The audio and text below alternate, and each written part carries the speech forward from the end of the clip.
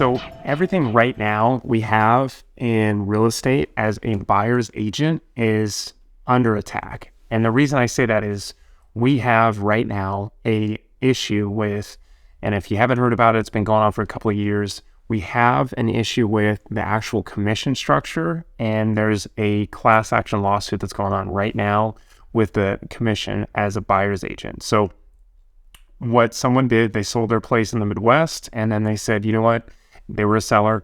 You know what, I think this is unfair. I shouldn't be paying buyers and sellers agent the commission, and I just was looped into paying this, and now I am, I think I was overcharged. I think that, the actual agent as the buyer, and then they should figure that out. They should worry about that. They shouldn't have me as the seller worry about it. So what I did was read up on it, which you should too, but then also at the same time, you need to add value, because this fall is when the actual judgment is going to come down. Either they're going to side with that seller in the class action, or they're going to say, you know what, never mind. You're absolutely wrong.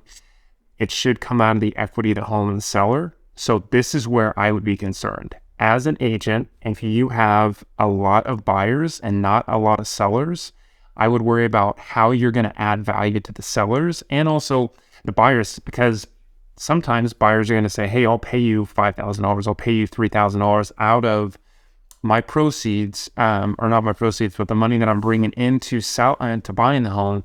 And that's going to put me into, a place where I feel more comfortable, because I'm working with an agent that actually provides me the value and gets me across the finish line and helps me through the process, negotiates a reduced sales price, everything else. So that's going to put a good strain on the agents. That puts a lot of agents either out of business or the point where maybe they have one listing a year. And I know that as a person that runs a team, there is a lot of buyers that come across our table, and obviously later down the road, they're going to become sellers, right? 5-10 years down the road, maybe even 3 years down the road, depending on appreciation or what their life circumstances is, and they're going to change course and have to sell.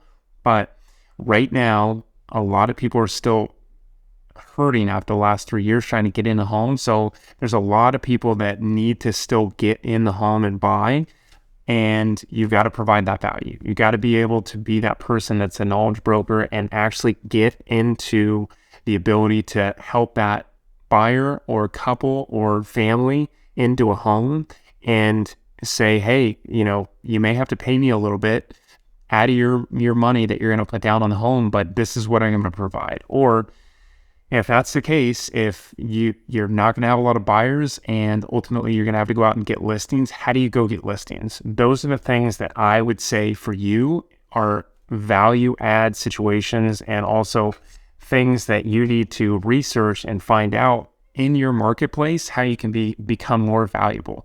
Is that just going after one HOA community that you're going to, know that community and the ins and outs of it, know the models, market to that community, hold events in that community, and ultimately sell?